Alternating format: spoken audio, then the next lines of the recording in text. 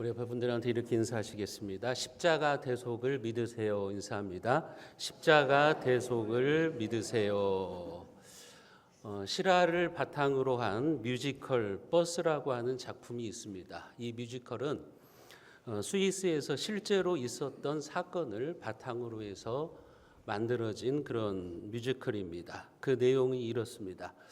어느 날 스위스의 산골 마을에 버스 한 대가 그 동네 사람들을 태우고 이제 산길을 굽이굽이 돌아가던 중에 그 마을 버스가 고장이 생겼습니다. 한마디로 말하면 제동이 불가한 그런 상태가 되어버리고 말았어요. 브레이크가 파열됐으니까 이제 그 산길에서 버스를 멈추지 않으면 이제 그 버스 안에 타고 있는 많은 사람들이 죽게 된 그런 상황이 된 겁니다. 예를 들어서 저기 정읍의 내장산에서 백양사로 넘어가는 그 산길이 험하잖아요. 여러분 거기에서 차가 브레이크가 고장났다고 생각해 보시면 될 거예요. 버스 운전기사는 이제 한쪽은 절벽이고 또 한쪽은 깊은 낭떠러진 내리막길을 요리조리 피하면서 이제 잘 내려오고 있습니다. 그러나 그렇게 계속 가다가는 이제 차가 한쪽으로 치우쳐서 결국은 차가 낭떠러지로 떨어질 수밖에 없는 그런 상황입니다. 그렇게 아찔한 순간 다행스럽게도 버스가 부딪혀서 완충 역할을 할 수 있는 건초더미가 이 버스 기사의 눈에 보였습니다. 운전기사는 이제 그 건초더미를 보고서 이제는 살았다. 저기에 버스를 들이받으면 이제 살 수 있겠구나. 살 길은 바로 저기다라고 생각하면서 이제 핸들을 바꾸는데 이 건초더미 앞에 한 물체가 있는 것을 보았습니다. 가만히 보니까 어린아이 하나가 그 건초더미 앞에서 웃으면서 손을 흔들고 서 있는 거예요. 버스가 그 건초더미를 향해서 달려가서 버스를 멈추면 그 아이는 이제 버스에 치여서 죽게 되는 것이죠. 그렇다고 아이를 피하려고 버스 안에 있는 승객들의 아이를 피하면 버스 안에 있는 승객들이 다 죽게 되는 겁니다. 버스 기사는 이러지도 못하고 저러지도 못하는 딜레마 상황에 놓여 있는 겁니다. 아이가 있는데도 건초더미에 부딪혀서 버스를 멈추면 이 아이가 죽는 것이고 그 아이를 피하고자 핸들을 꺾으면 그 버스 안에 있는 다른 사람들이 또 다 죽게 되는 그런 상황을 만나게 된 겁니다. 자, 이럴 때 여러분들이 운전사라면 어떤 결단을 하시겠습니까? 아이를 죽이고 승객들을 살릴 것인가? 아니면 승객들을 희생시키고 아이를 살릴 것인가? 결국 운전기사는 승객들을 살리기로 결심합니다. 그래서 버스를 향해서 손을 흔들고 있는 그 아이를 치고서 간신히 버스를 멈춥니다. 그렇게 해서 승객들은 무사히 살아납니다. 하지만 그 아이는 그 버스를 보고서 웃으면서 손을 흔들고 있었던 그 아이는 피투성이가 된 채 생명이 끊어지고 말았어요. 만일 여러분들이 그 버스 안에 있었던 승객이라고 한다면 어떤 심정이었을 것 같습니까? 그렇게 죽음의 위기에서 살아났다는 생각에 안도의 한숨을 내쉬던 승객들은 버스에서 내린 후 한 가지 충격적인 사실을 알게 되는 거죠. 자신들의 생명을 살리기 위해서 운전자가 치워 죽인 그 아이는 바로 운전기사의 아들이었습니다. 아버지가 타고 오는 그 버스가 반가워서 손을 흔들고 있었던 자기의 아들이었다고 하는 겁니다. 그러니까 그 아버지는 자기 아들을 죽이면서까지 승객들의 생명을 살린 거죠. 여러분, 그런데 그 운전기사의 마음이 성경에 나타나 있는 우리 하나님 아버지의 마음인 거죠. 성경에도 이 운전기사와 같은 딜레마가 있습니다. 그것을 우리는 하나님의 딜레마라고 이야기를 합니다. 성경은 모든 사람이 죄를 범하였음에 하나님의 영광에 이르지 못하고 죄의 삭은 사망이다. 죄는 대가를 치러야 되는데 그것이 죽음이라고 이야기를 합니다. 이 말씀에 의하면 죄를 지은 인간들은 다 죽어야 되는 거죠. 하나님이 세우신 이 공의의 법칙, 죄는 반드시 벌을 주는 것, 죄의 대가는 죽음이라고 하는 것은 하나님이 세우신 공의의 법칙이에요. 그렇기 때문에 죄를 지은 사람에게는 반드시 하나님의 심판이 있게 되는 것입니다. 그래서 모든 인간들은 죽어야 되는 거예요. 그렇다고 또 하나님은 사랑의 하나님이신데 하나님이 창조하신 인간들이 죽어서 영원한 지옥의 형벌을 받으면서 또 사는 것은 원하지 않으시는 거죠. 그래서 그 인간들을 살리고 싶은 거예요. 죄의 삭은 사망이라고 하는 것은 하나님이 세우신 법칙이에요. 만약에 하나님이 이 법칙을 어기면 하나님은 하나님이실 수가 없어요. 그렇다고 해서 이 공의의 법칙을 세우고자 하시면 또 인간을 죽이셔야 되는 사랑의 하나님의 속성에 위배가 되는 거죠. 어떻게 하면 하나님이 자신의 공의의 법칙도 세우고 사랑의 이 법칙도 만족시킬 수 있을까? 하나님은 그 딜레마를 어떻게 해결하셨을까? 그것이 바로 자기의 사랑하는 아들 독생자 예수 그리스도를 대신 죽이시고 우리를 살리신 겁니다. 죄인인 우리들을 살리신 거예요. 그러니까 예수님은 십자가에서 인간들이 받아야 되는 하나님의 진노와 저주를 대신 받으신 거예요. 대신 받으시고 우리를 살리신 거예요. 그렇기 때문에 하나님은 죄의 삭은 죽음이라고 하는 그 공의의 법칙도 만족시키신 것이고 또 인간들을 사랑하시는 자신의 사랑의 법칙도 무너뜨리지 않으시고 만족을 시킨 거죠. 그래서 십자가는 하나님의 공의와 사랑이 낭대뷰하는 장소입니다. 십자가는 하나님의 사랑과 공의가 완벽하게 실현된 곳, 그곳이 바로 십자가라고 하는 것을 여러분들은 기억하셔야 되는 거예요. 마치 운전사가 자기 아들을 죽이고 그 승객들을 살린 것처럼 하나님께서는 독생자 예수 그리스도를 죽이시고 저와 여러분들의 생명을 살려주신 것이라고 하는 겁니다. 그렇게 함으로 하나님의 공의와 사랑의 속성을 다 성취하신 거죠. 여러분, 우리는 사도신경을 고백할 때마다 십자가의 죽음을 이렇게 고백합니다. 본디오 빌라도에게 고난을 받으사 십자가에 못 박혀 죽으시고. 여러분들은 이 고백을 하실 때마다 이런 생각을 안 해보셨나요?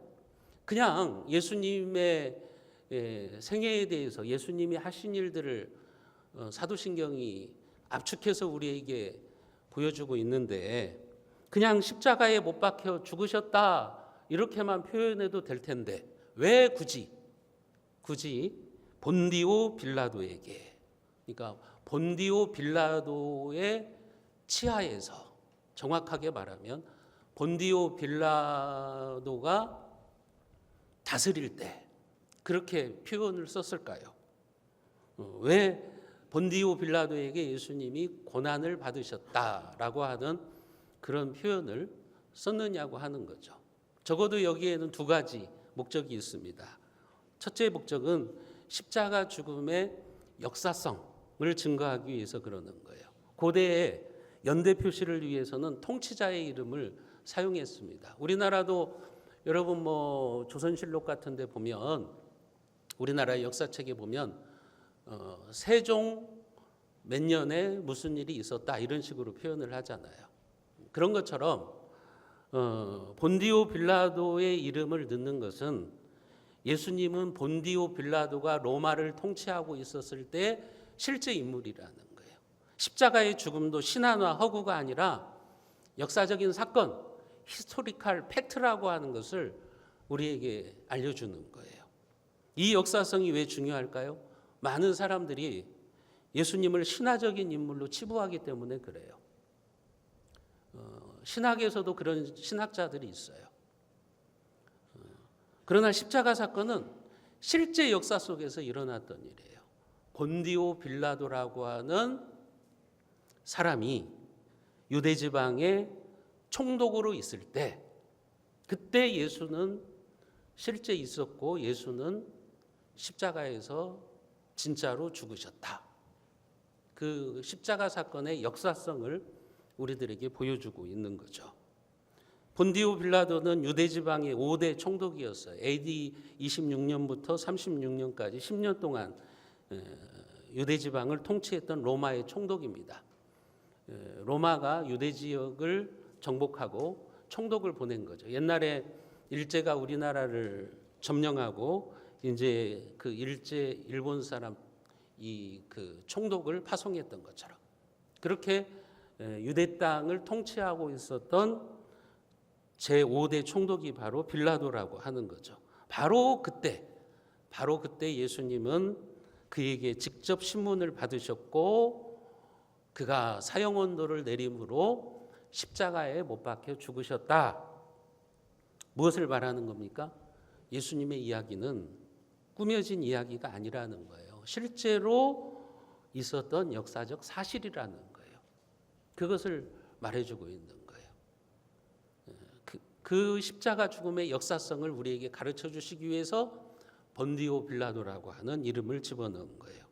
또 한 가지 이유는 뭐냐면 예수님의 무죄성, 예수님은 죄가 없는 분이심을 드러내기 위해서 그 얘기를 하고 있는 거예요.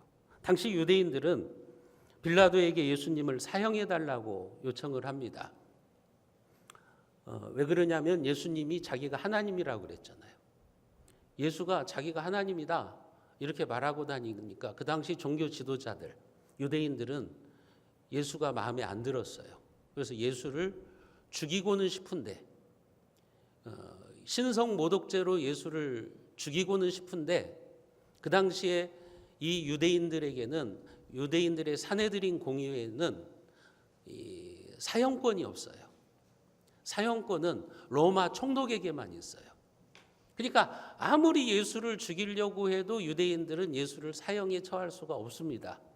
그래서 그들이 생각해낸 게 뭐냐면 그러면 예수를 로마에 반역하는 반역자로 몰고 가자. 그래서 빌라도에게 넘기는 겁니다. 빌라도만이 예수를 사형시킬 수 있는 권한이 있기 때문에 자기들은 못하니까 그 예수를 그 사형에 처하도록 빌라도에게 떠넘긴 거죠. 근데 예수님을 넘겨받은 빌라도는 자기가 아무리 예수님을 조사해봐도 예수님은 죄가 없어요. 사형에 처할 만한 죄가 없는 거예요. 또 빌라도가 예수님의 이 사건을 심리할 때 그의 아내가 빌라도에게 충고를 합니다. 내가 밤에 아주 흉한 꿈을 꾸었다. 당신은 저 예수라고 하는 무죄한 사람의 일에 관여하지 말아라. 그렇게 아내가 충고를 해주거든요. 아내도 예수는 죄가 없는 사람이야. 그렇게 빌라도에게 충고를 해줬고 또 빌라도 자신이 이 예수의 문제를 다룰 때 보니까 이건 뭐 종교적인 문제지 뭐 반역죄로 사형에 처할 그런 일은 아닌 거죠. 그러나 빌라도는 어떻게 합니까? 결국은 예수를 십자가에 못 박아 죽여버립니다. 왜 그러냐면 이 유대인들의 원성 때문에 그런 거예요.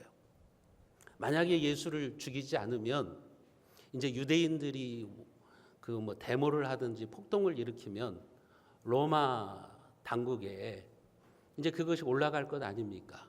그러면 로마 황제가 이 빌라도를 어떻게 하겠어요? 이 유대인의 총독 자리에서 끄집어낼 것 아닙니까? 자기의 자리가 위태로워지는 거예요. 그러니까 시끄러울 것 같으니까 결국은 이 유대인들의 강압에 못 이겨가지고 끈질긴 요구에 어쩔 수 없이 사형 선고를 내리는 거죠. 결국 빌라도는 어떻게 한 거예요? 자기 자리를 지키고자 무죄한 예수님을 십자가에 못 박아 죽이는 사형에 처하는 것입니다. 마태복음 27장 24절을 보면 빌라도의 한심한 모습을 확인할 수가 있어요. 빌라도가 아무 성과도 없이 도리어 밀란이 나려는 것을 보고 물을 가져다가 무리 앞에서 손을 씻으며 이르되 이 사람의 피에 대하여 나는 무죄하니 너희가 당하라 그랬어요. 이게 무슨 말이에요? 내가 보니까 예수는 죄가 없어. 그런데 너희들이 하도 나를 귀찮게 하니까 내가 무죄한 자를 사형언도를 하는데 나는 책임이 없다. 그러기 위해서 손을 씻는 거예요. 하지만 그럴 수는 없죠. 왜냐하면 자기가 최종 책임자이기 때문에 그래요. 여러분, 이런 과정을 통해서 우리는 예수님께서 죄가 없으신 분이신데 결국은 십자가에서 죽임을 당하신 것을 확인하게 되는 겁니다. 그러니까 예수의 무죄성, 죄가 없는데 십자가에 죽으셨다고 하는 그 사실을 말하고자 사도신경에서 본디오 빌라도에게 결국은 죽으셨다 이렇게 기록을 하고 있는 겁니다. 그러나 이 빌라도의 이름은 예수님을 죽인 불명예스러운 이름으로 세세토록 기록되게 되는 거죠. 주일마다 전 세계의 기독교인들이 수십억의 기독교인들이 그의 이름을 언급하면서 저주하고 있는 거잖아요. 여러분, 무서운 저주를 받고 있는 사람이에요. 본디오 빌라도는요. 이 세상이 끝날 때까지 그의 이름은 저주의 이름이에요. 예수를 십자가에 못 박아 죽여버린 사람, 그렇게 되는 거죠. 망고의 저주스러운 이름으로 남아있는 거예요. 사도신경에 보면 사람의 이름이 두 명만 나와요. 하나는 마리아, 또 하나는 이 빌라도입니다. 근데 마리아의 이름은 영광스러운 이름이죠. 믿음의 사람, 순종의 사람. 그래서 예수님을 이 땅에 오게 하신 아름다운 이름, 영광스러운 이름으로 남아있지만 이 빌라도의 이름은 저주스러운 이름으로 남아있는 거죠. 저와 여러분들의 이름도 마찬가지입니다. 여러분들의 이름이 하나님 나라에 또 이 교회에 영광스러운 이름도 있을 것이고요. 참 부정스러운 이름으로 남을 수도 있을 거예요. 여러분들의 이름은 어떤 이름으로 기록되기를 원합니까? 하나님 나라의 생명책에 여러분들의 이름이 어떤 이름으로 기록될 수 있을까요? 우리는 그것을 한번 생각해 봐야 되는 겁니다. 여러분, 그러면 죄가 없으신 예수님은 왜 십자가에서 죽으셔야 됐는가? 왜 하나님은 예수님을 그렇게 십자가에서 죽게 하셨는가? 예수님이 이 땅에 오시기 전 700년 전에 이사야 선지자는 예수님의 십자가 죽음의 의미에 대해서 우리에게 예언을 해놓았죠. 오늘 우리가 읽었던 이사야서 53장 5절 6절 말씀을 우리가 같이 한번 읽어봅니다. 그가 찔림은 우리의 허물 때문이요 그가 상함은 우리의 죄악 때문이라. 그가 징계를 받음으로 우리는 평화를 누리고 그가 채찍에 맞음으로 우리는 나음을 받았도다. 우리는 다 양 같아서 그릇 행하여 각기 제 길로 갔거늘 여호와께서는 우리 모두의 죄악을 그에게 담당시키셨도다. 이 짧은 두 구절에요, 우리라고 하는 말이 6번이나 반복되고 있어요. 우리의 허물 때문에 예수님이 죽으셨고 우리의 죄악 때문에 예수님이 죽으셨다. 예수님 때문에 우리는 나음을 입었고 평화를 누리게 되었다. 우리는 다 양 같아서 죄악된 길로 갔지만 하나님께서는 우리 모두의 죄악을 그에게 담당시키셨도다. 여기 담당시키셨도다라고 하는 말씀의 뜻이 무슨 말이냐면 뒤집어 씌우셨다는 말이에요.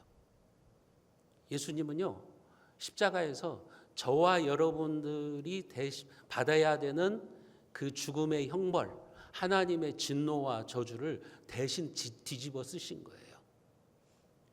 예수님이 우리의 죄악을 다 뒤집어 쓰시고 죄값인 죽음을 당하셨기 때문에 우리는 이제 구원을 받게 된 겁니다. 그게 십자가의 은혜라고요.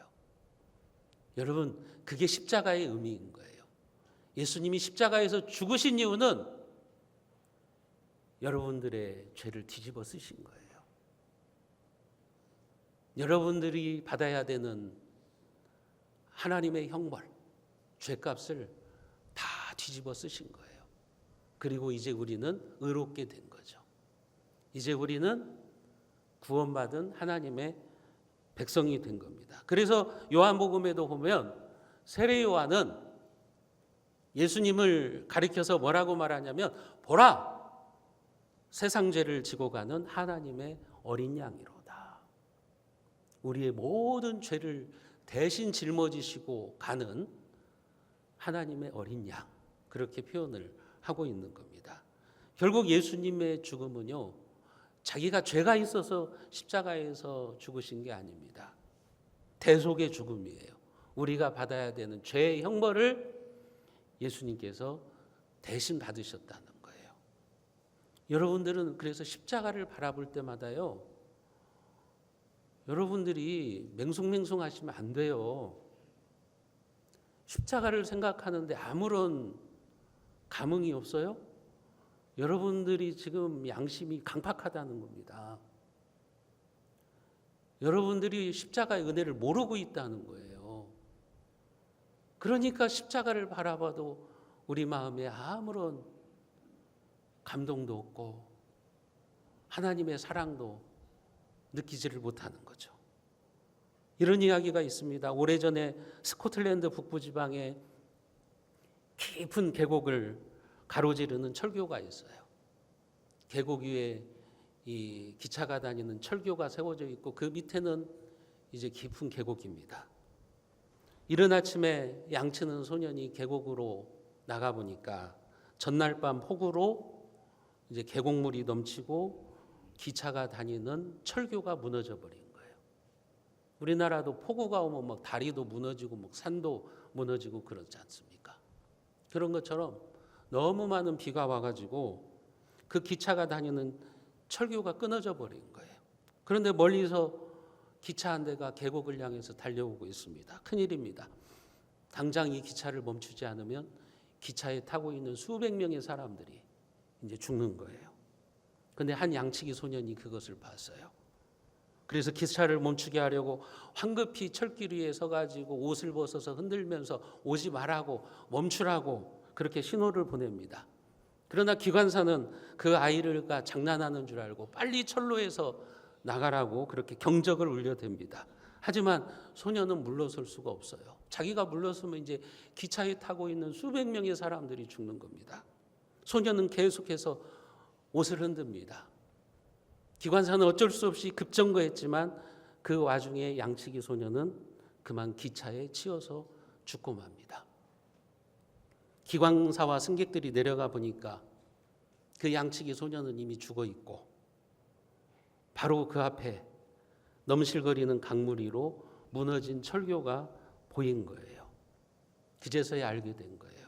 만일 그 소년이 기차를 멈추지 않았다면 자기들은 죽었다는 것을 알게 되는 거죠. 결국 양치기 소년 한 사람의 피값으로 수백 명의 사람들이 살아난 거죠. 여러분, 예수님이 십자가에서 하신 일이 바로 그런 일이라고요. 우리는 인생이라고 하는 기차를 타고 아무것도 모른 채 영원한 사망을 향해서, 지옥을 향해서 달려가고 있는 그런 존재들입니다. 그런데 예수님은 자기 목숨을 많은 사람들의 대속물로 주신 거죠.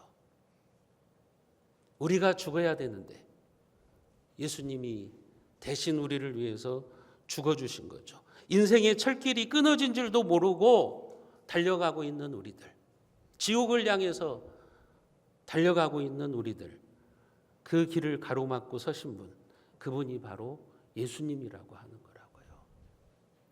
그렇다면 우리는 예수님이 우리를 대신해서 죽으신 그 사랑을 마음에 늘 새기면서 구원의 은혜에 감사하면서 살아가셔야 돼요. 여러분들이 신앙생활을 하면서 감사 충만하셔야 되는 거예요. 내가 얼마나 하나님의 긍휼과 사랑을 받은 자인가를 기억하고 교회에 오면 주님의 그 사랑에 감사하고 찬양하고 그렇게 살아가야 되는 거예요. 십자가의 은혜를 아는 사람이 어떻게 부정적으로 살아갑니까? 어떻게 불평하고 원망하면서 그렇게 신앙생활을 할 수 있는 겁니까? 십자가의 의미를 모르는 거죠. 여러분, 십자가의 은혜에 감사함을 사는 삶을 사는 것은 무엇일까요?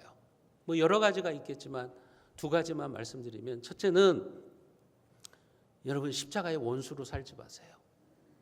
십자가의 원수로 살지 마시고요, 여러분들의 몸으로 하나님께 영광을 돌리는 삶을 살아가셔야 되는 겁니다. 고린도전서 6장 20절은 우리에게 말합니다. 값으로 산 것이 되었으니 그런즉 너희 몸으로 하나님께 영광을 돌려라.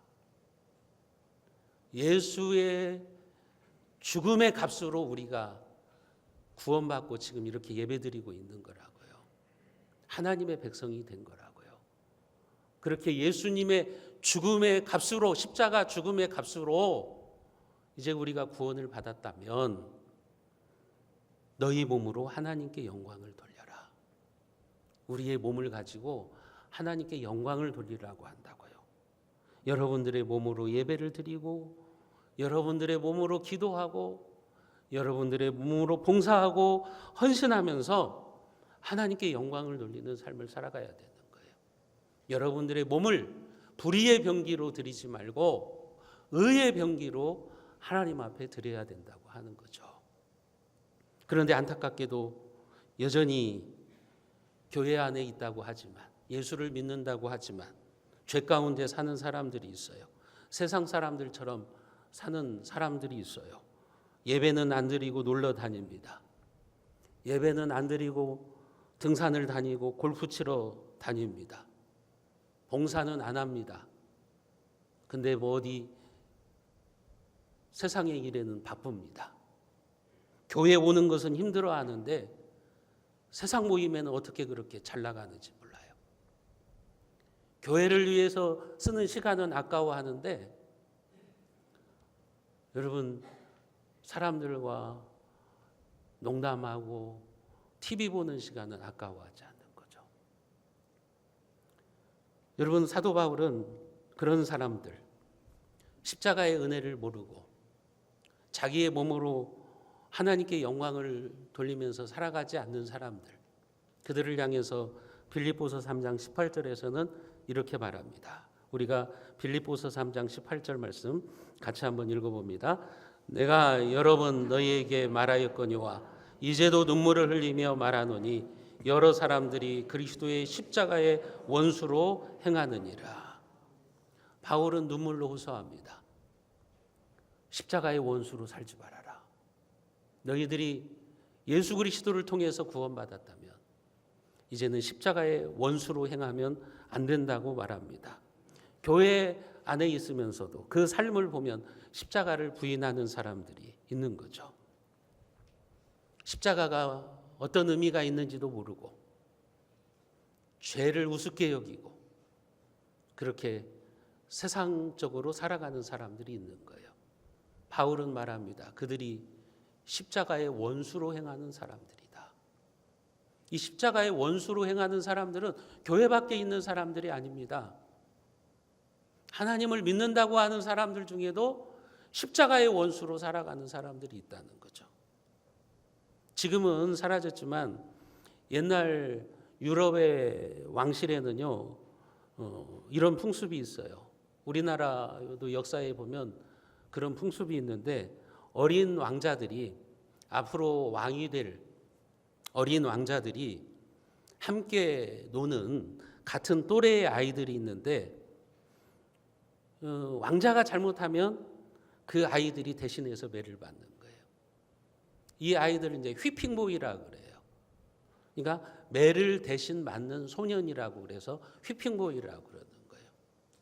그러니까 왕과 같은 또래의 아이들인데, 왕자와 같은 또래의 아이들인데 왕자가 잘못했을 때 그 아이가 왕자를 대신해서 매를 받는 거예요. 그러면 왕자는 자기가 잘못해서 매를 맞아야 되는데 자기 친구가 대신 매를 맞는다고요. 그러면 마음이 아파요. 그래서 자기 행실을 고치는 거예요. 내가 잘못하면 저 친구가 대신 매를 맞는구나. 내가 잘못하면 안 되겠구나. 자기를 대신해서 매를 맞는 그 아이를 보면서 양심의 가책을 느끼고 이제 행실을 고치는 거예요. 그렇게 왕자의 행실을 고치도록 이런 휘핑보이들을 두었어요. 여러분, 여기에 영적인 교훈이 있습니다. 우리는 죄를 지을 때마다 나를 대신해서 십자가에서 매를 맞으신 주님,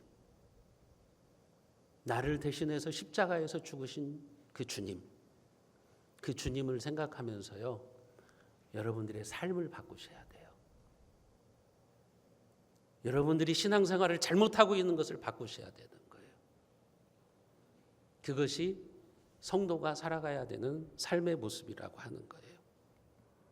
저와 여러분들은 십자가를 볼 때마다 사도신경에서 십자가에 못 박혀 죽으시고라고 하는 이 고백을 할 때마다 여러분들이 십자가의 원수로 살지 않고 거룩한 삶을 살겠다고 다짐하며 말씀에 순종하는 삶을 살아가시기를 주님의 이름으로 축복합니다.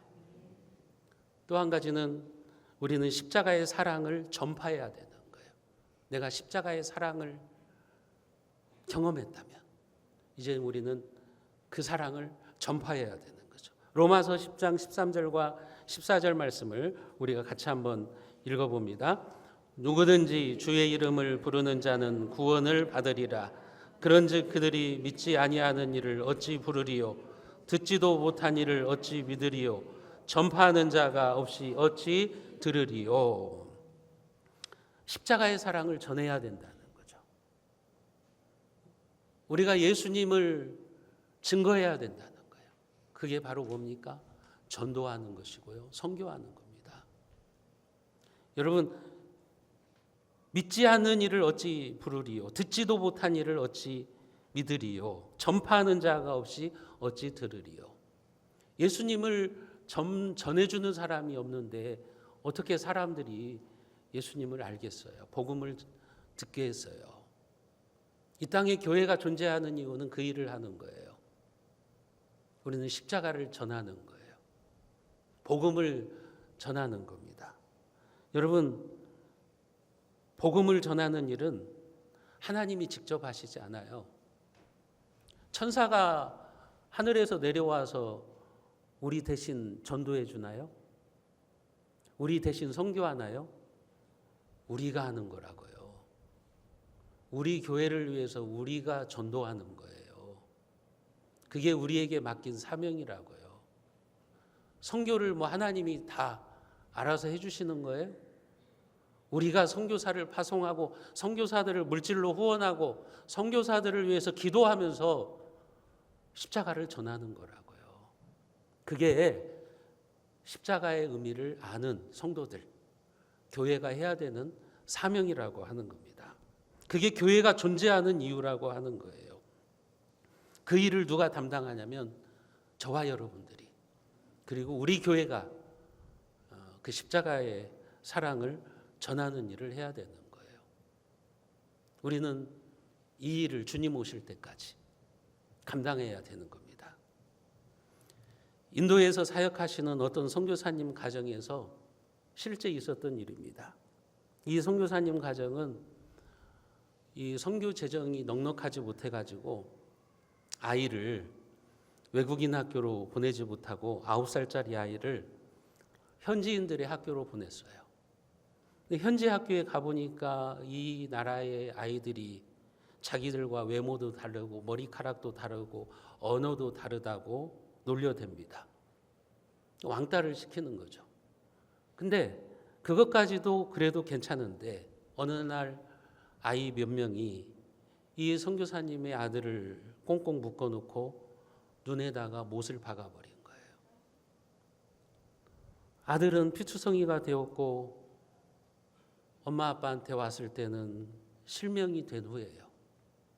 이 모습에 선교사 부부는 충격을 받았어요. 하나님께 항의합니다. 아니 어떻게 이럴 수가 있습니까? 하나님, 이런 일이 벌어지는데 뭘 하고 계셨습니까? 저희들이 선교하기 위해서 이 땅에 왔는데 이런 일을 당하려고 저희가 온 것입니까? 도저히 우리는 이런 사람들을 위해서 선교하지 못하겠습니다. 하고서 선교사 부부가 짐을 싸기 시작합니다. 그런데 그 아들이 가로막습니다. 눈이 퉁퉁 부어올라 안대를 한 아들이 선교사님 부부에게 이렇게 말하는 거예요. 아빠, 우리가 가면 이 나라 사람들에게 누가 예수님의 사랑을 전해요? 안 돼요, 아빠. 떠나지 말아요. 떠나지 말고 계속해서 복음을 전해요. 그래서 그 선교사는 짐을 풀고 선교 사역을 계속해서 감당했습니다. 여러분, 우리나라도 마찬가지죠. 미국의 선교사들이 이 땅에 들어왔을 때 서양 귀신이라고 놀리며 핍박을 했습니다. 그럼에도 불구하고 그들은 우리 민족에게 복음을 전했고 지금 이 땅이 이렇게 복음화된 것이 아닙니까? 서울의 양화진에 가보면 외국인 묘지에 있어요. 외국인 묘지가 있어요. 근데 거기에 보면 선교사들의 묘비가 있습니다. 한번 가보세요. 그러면 거기에 숱한 사연들이 있어요. 가슴 아픈 것은 한쪽 귀퉁이에 위치한 어린이 묘지예요. 그 어린이 묘지에 묻혀있는 어린 아이들은 당시 풍토병과 전염병으로 죽은 선교사들의 자녀들입니다. 이 땅에 와서 엄마 아빠가 복음을 전했지만 그 아이들은 이 땅에서 묻힌 거예요. 어느 경우에는 태어나자마자 죽은 아이들도 있어요.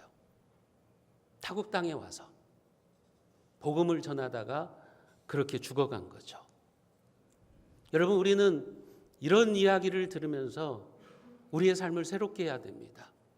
십자가 앞에서 내가 어떤 삶을 살아야 되는가, 그것을 생각해 봐야 되는 겁니다.